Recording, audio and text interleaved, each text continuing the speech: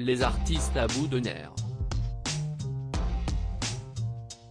Alors que le variant Omicron gagne du terrain, l'exécutif a choisi d'endiguer la pandémie de coronavirus en demandant aux citoyens de poursuivre leurs efforts. Au cœur de cette demande, les musiciens et principaux acteurs de la scène culturelle, le Premier ministre Jean Castex a annoncé le retour d'un système de jauge pour les rassemblements publics, à l'exception des meetings politiques. Décision qui pousse certains artistes à l'image de Julien Doré ou encore Marina Kaye à bout. Car la chanteuse n'a jamais vraiment pu défendre son album Twisted, sorti en 2020 dans les bacs, sur scène.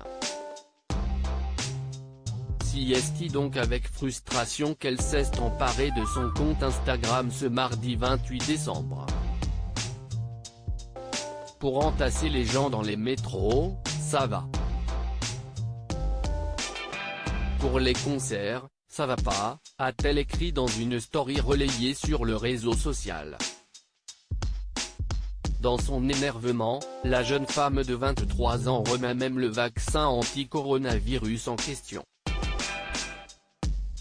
Il faudrait bien plus qu'une story pour résumer le ras-le-bol que j'ai de ces mesures de plus en plus ridicules qui prouvent que rien n'avance ni n'évolue malgré toutes les promesses liées au vaccin dont il faudra bientôt une dose par semaine à ce rythme. Si quand qu'on arrête de se foutre de nous ? Marina Kaye a donc exprimé sa frustration face aux doses de vaccins prônées par le gouvernement, qui ne cessent de s'accumuler.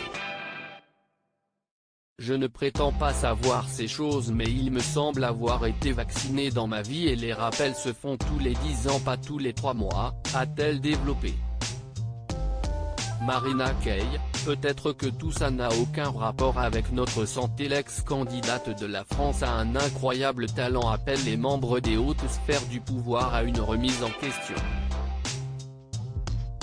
Quand on s'est planté il faut apprendre à l'admettre. Ou peut-être avouer que tout ça n'a aucun rapport avec notre santé. Bref. J'arrête là car je n'y changerai rien mais qu'ouest ce que je suis triste d'évoluer dans un monde pareil. Au mois de juillet 2021, Marina Kaye a révélé, désemparée, la mort de ses grands-parents, victimes de la crise sanitaire. De quoi amplifier son mécontentement face au coronavirus. Loading DJ.